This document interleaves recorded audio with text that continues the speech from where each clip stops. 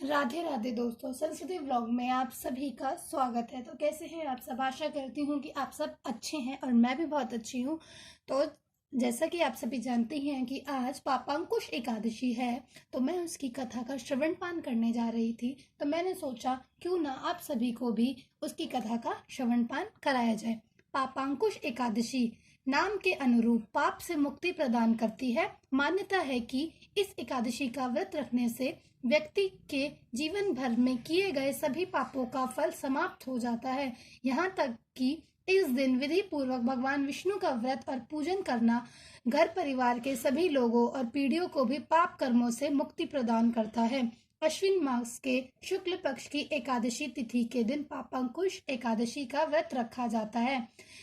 इस बार यह व्रत 16 अक्टूबर यानी कि आज रखा जा रहा है।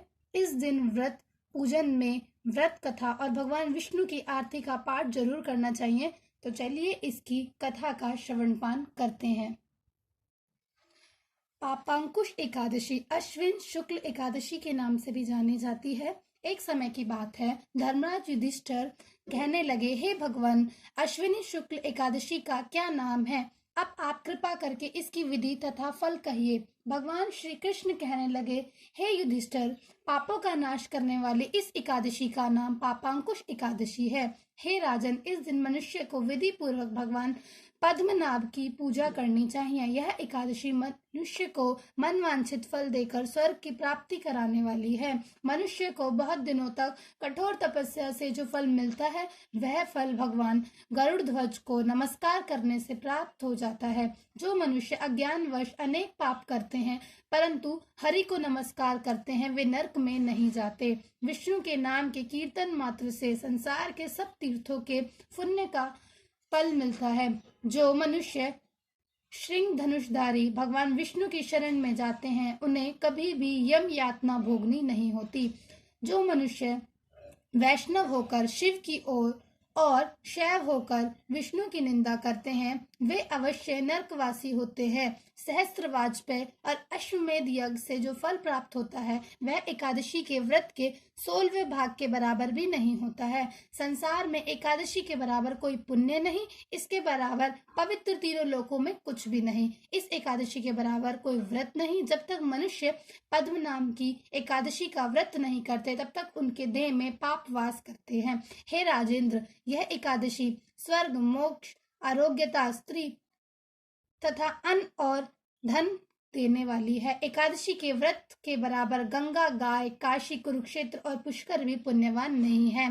हरिवासर तथा एकादशी का व्रत करने और जागरण करने से सहज ही मनुष्य विष्णु पद को प्राप्त होता है। हे युधिष्ठिर, इस व्रत के करने वाले 10 पीढ़ी मातृपक्ष, 10 पीढ़ी पितृपक्ष, 10 पीढ़ी स्त्री पक्ष तथा 10 पीढ़ी मित्र पक्ष का उद्धार कर देते हैं। वे दिव्य देह धारण कर चतुर्भुज रूप हो, पीताम्बर पहने और हाथ में माला लेकर गरुड़ पर चढ़कर विष्णु लोक को जाते हैं। हे नृपोत्तम, बाल्यावस्था, युवा अवस्था और वृद्धावस्था में इस व्रत को करने से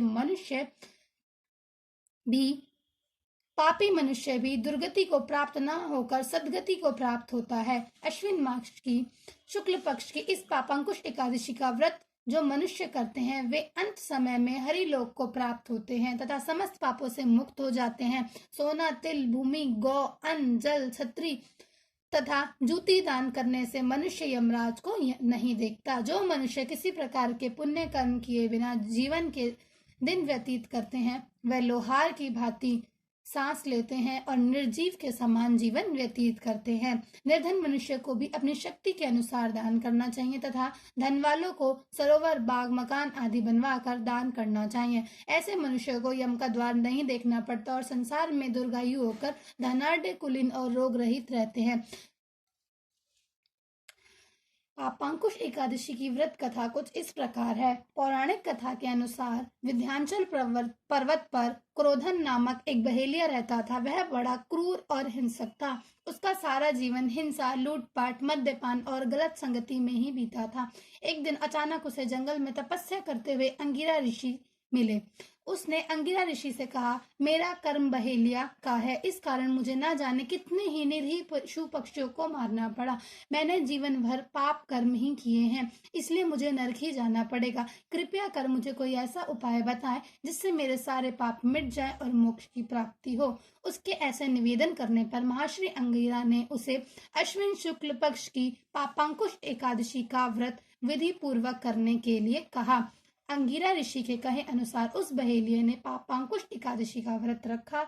अश्विन माह के शुक्ल पक्ष की एकादशी के दिन पापांकुश एकादशी का व्रत रखा।